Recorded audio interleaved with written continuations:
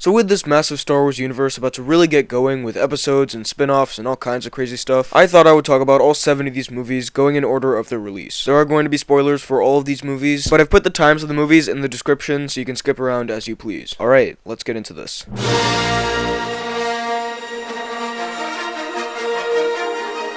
I'm gonna be honest about this movie up front. This is a hard movie to review because everything in it is so iconic. Everything in this movie is a staple of pop culture and has been parodied to some degree. So it's hard to look at this movie and just talk about it as a movie on its own. But I'll try. As a movie on its own, it's pretty awesome. The performances and characters in this are of course great. This kind of became the model that most movies of this genre go by nowadays. There's the chosen one hero, the Han Solo type, the comic relief, etc. Mark Hamill, Carrie Fisher, and Alec Guinness are all really good, but Harrison Ford is by far the most fun, and Han Solo is by far my favorite character in the series. Having a sort of realist, smart-ass character played by a really funny and charismatic guy was a brilliant move. Darth Vader is also one of the most intimidating and cool movie villains of all time. John Williams' score for this movie and this entire series is one of the best scores ever written. I say this every time I talk about a John Williams score, but it fits the world perfectly and it just totally immerses you in it. This movie is also really well paced. It is a little bit slow towards the start, where the droids kind of wander around a desert for half an hour, but there's always something interesting going on, and the story moves along pretty briskly. All of the special effects look just incredible, especially for 1977, and nowadays they really hold up. There isn't any bad CGI, and it's just mind-blowing to think about the effort that went into doing all these effects. The lightsaber effect looks great, one of the coolest movie weapons ever. The whole fight between Obi-Wan and Vader, sure it isn't super exciting, but it's not meant to be epic action. It shows the characters how they think, and it's more interesting to me at least than crazy Yoda flipping around Christopher Lee, but we'll get to that later. The world this movie creates is also just fascinating. There are all these weird creatures and ships and droids and planets. It's so unique and strange, and you feel like anything can happen. As far as what I didn't like, C-3PO gets kind of annoying. He isn't bad comic relief at all, but at some points it was drawn out a bit too much. There are also some cheesy moments, but I can forgive that. It's Star Wars. Cheesy moments just add to the fun. Also, once you know the ultimate outcome, Luke having a crush on Leia is a bit cringy. I'm just saying. So in the end, this is a great fun movie. The first time I saw this, I was like, yeah, that was pretty good. But the second time I watched it to make this video, I kinda loved it. It isn't up there with something like Indiana Jones or Harry Potter for me, but I get the hype a bit more now. I'll give Star Wars a 9.2 out of 10.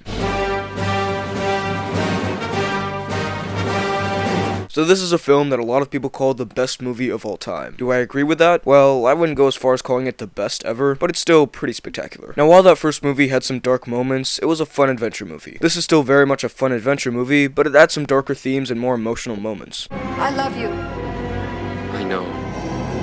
It still has a lot of funny parts, but it's different tonally from the first one. Also, instead of just being a straight-ahead adventure sci-fi film, this also is a bit more of a romance. And unlike other Star Wars romances, it actually works here, because the acting and writing is great. This film does exactly what sequels should do. It doesn't redo the first movie, instead it takes everything the first movie did well and makes it better. Better action, better special effects, more great music, fun new characters, everything. Then it adds things. For example, having the greatest movie plot twist of all time. This movie, on the whole, is just so entertaining. Between Luke training with Yoda and Han, Leia, and Chewie escaping from the Empire, something interesting is always happening and it keeps you engaged. As the film's title implies, we learn a lot more about the Empire in this movie. We get a lot more Darth Vader, and we get to meet the Emperor, who is also a fantastic new addition to the series. And then, after an epic lightsaber fight, the movie ends not only with a cliffhanger, but basically with the bad guys winning, which is a ballsy move, but it totally works. So in the end, The Empire Strikes Back is a really entertaining, really fun, yet darker movie. It's a film that I was never once bored while watching. It's unique and doesn't rehash the first movie. It's what sequels should be like, and I'll give Star Wars Episode 5, The Empire Strikes Back, a 9.6 out of 10.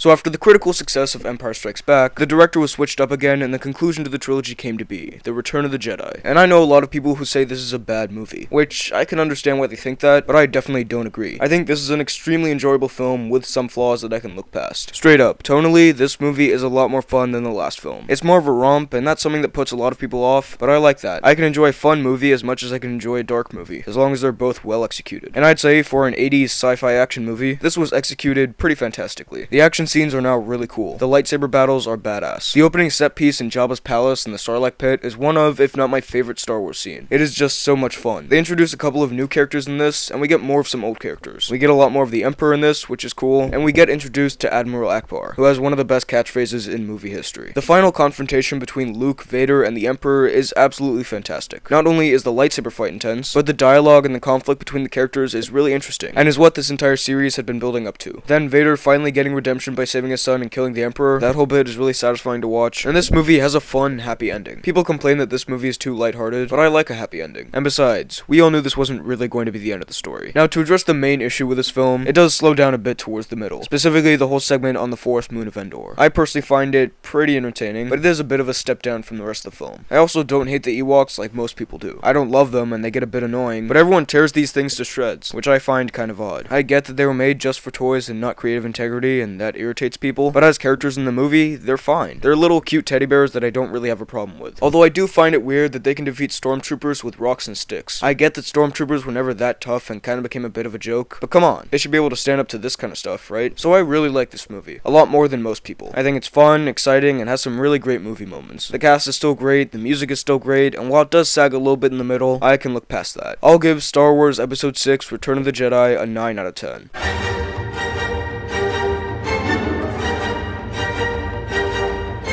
So now things get interesting. Star Wars Episode 1, The Phantom Menace, is seen by many to be the biggest disappointment in film history, and one of the worst movies ever made. I wouldn't say it's necessarily either of those things, but at the same time, it's pretty awful. The problems with this film start before any character enters the frame. The opening crawl for this is weirdly and unnecessarily complicated. There's all this stuff about taxes, trade federations, blockades, galactic congresses, and it just leaves you wondering what's going on. Compare this to the opening crawl for Episode 7. Spoiler alert for that movie right here, mute this video now. It just says, Luke Skywalker has vanished. In his absence, the sinister First Order has risen from the ashes of the Empire and will not rest until Skywalker, the Last Jedi, has been destroyed. It goes on for a bit more, but you get the idea. Simple, to the point. And that's really the main problem with this film. It misses the point completely of what made Star Wars so great. But hey, let's be fair here. What did I like about this? Because yes, there are a few good things here. First up, some of the cast isn't that bad. Liam Neeson is pretty badass as always. Ewan McGregor is pretty good. Natalie Portman isn't bad. Sam Jackson is good. They do their best with the material they're given. Some of the lightsaber stuff is pretty cool. It does feel a bit choreographed, but it's still fun to watch. Darth Maul, mainly design-wise, is an awesome villain. The final battle between him, Qui-Gon, and Obi-Wan is kind of amazing. That lightsaber fight has some dumb moments, but overall, it's the best scene in this film.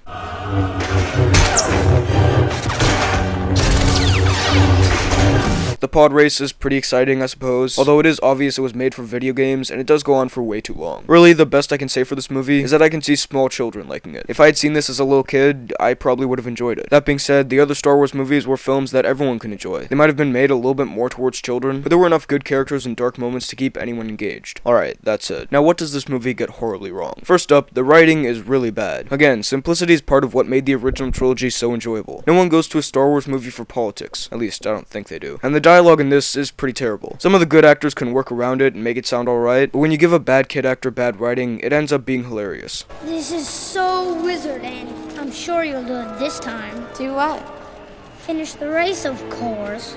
Secondly, this movie is overly CG heavy. I'm pretty sure this has less CGI than the next movies, but this also came out in 1999, where CGI isn't gonna look amazing. The original movies used practical effects at pretty much all time, and that's why those movies hold up. The weirdly rendered CG characters and backgrounds in this feel very fake. Not all the visuals are bad, there are some cool effects and some practical ones, but way too much of this is computer generated. Also, the humor in this isn't funny. The original movies were really funny when they wanted to be, because the actors sold it and were naturally funny. Here, we have Jar Jar Binks. Oh, muy, I love you! This character has been torn apart by everyone on the planet, so I'll keep this brief, but you just watch this and wonder what everyone was thinking. This is bad comic relief at its worst, and I'll leave it at that. This film, and all of the prequels for that matter, are also trying way too hard to tie into the original trilogy, and it feels very forced. It makes these movies feel way more coincidental and unrealistic. Isn't he great? He's not finished yet. He's wonderful. So ultimately, if I had to sum up exactly how this movie made me feel, it sort of frustrated me, because there are 2 or 3 things in this movie that are kind of amazing. It's just the rest of the film is boring or stupid or vaguely racist. What is going on down there? We lost the transmission, sir. So I can't enjoy this as a so bad it's good movie, but I can't enjoy this as an actual good movie either. I'll give Star Wars Episode 1, The Phantom Menace, a 5 out of 10.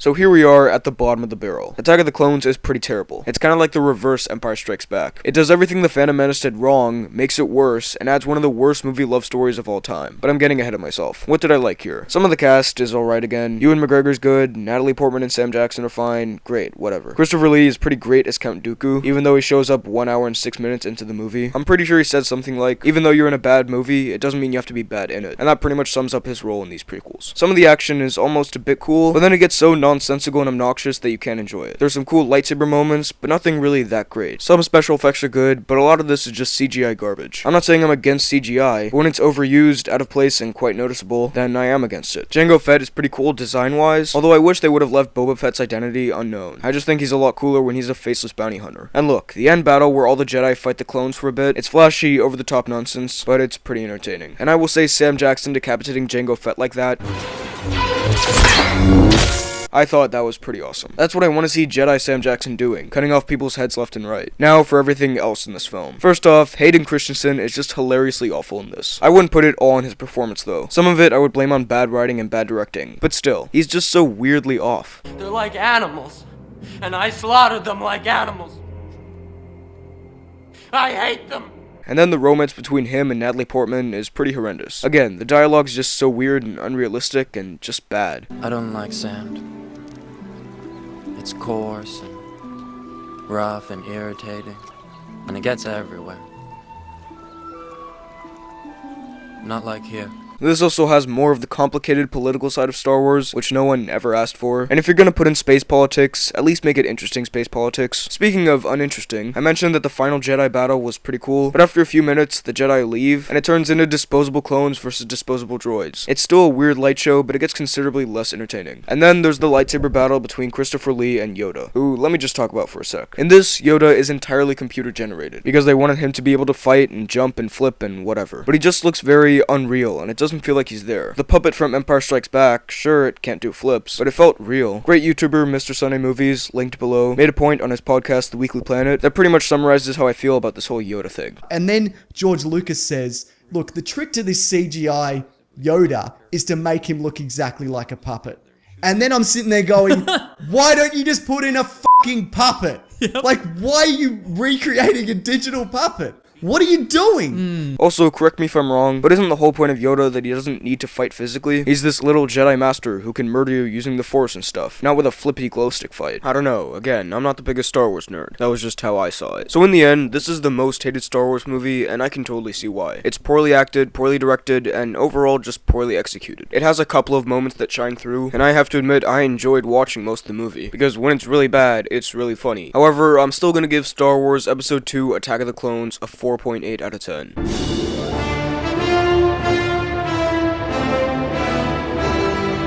So now we've gotten to what's often referred to as the good one, as far as the prequels go. And to be fair, it is definitely the best prequel. Does that mean it's good? Not necessarily. First up, what I like. The special effects in this don't look amazing, but they look better than before. Same with the acting. Hayden Christensen is bad, but he's noticeably better. This is where the fun begins.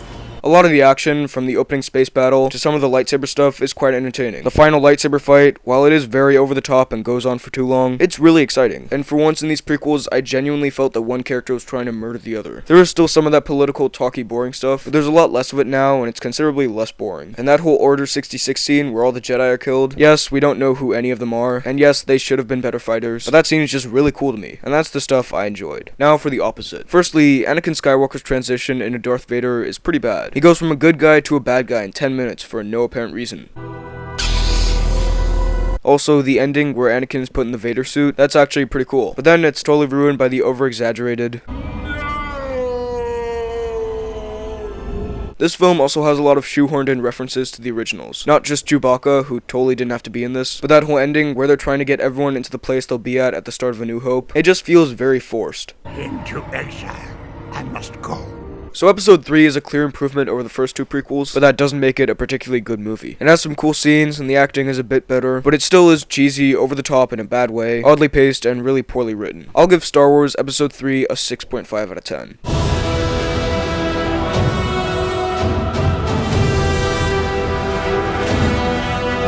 So now we've gotten to Star Wars The Force Awakens. I've already talked a ton about this film, so you can check out my review of the movie by clicking here or the link in the description. My overall thoughts, it's a really fun, enjoyable romp. It has good characters, good action, good emotional scenes. It managed to live up to the hype, which is really impressive, because the level of excitement around this was insane. Yes, it was a complete retread of A New Hope, but that was a good way of getting us back into this franchise. Overall, this gets an 8.8 out of 10. So now for the ruling, the best and the worst. This is the first time I've really had trouble with the best. The original is really good and started this entire huge series, and I really love Return of the Jedi, but if I'm going off the best made film, I'd probably have to go with Empire Strikes Back. It isn't the best movie of all time for me, but I think I can call it the best Star Wars movie. And for the worst, again, kinda tough. Phantom Menace is really bad and a huge disappointment, but it has some moments. So despite it being one of the best laugh-out-loud comedies of 2002, I'm going to have to go with Attack of the Clones. Even though it isn't the worst movie ever, it gets so many things wrong on so many levels. So those were my thoughts on the Star Wars movies. Which is your favorite and least favorite? Or rank them from best to worst in the comments. While you're at it, be sure to like this video, check out my Instagram at BHL_Hudson, and subscribe for more videos like the one you just watched. Thanks for watching, and I'll see you next time.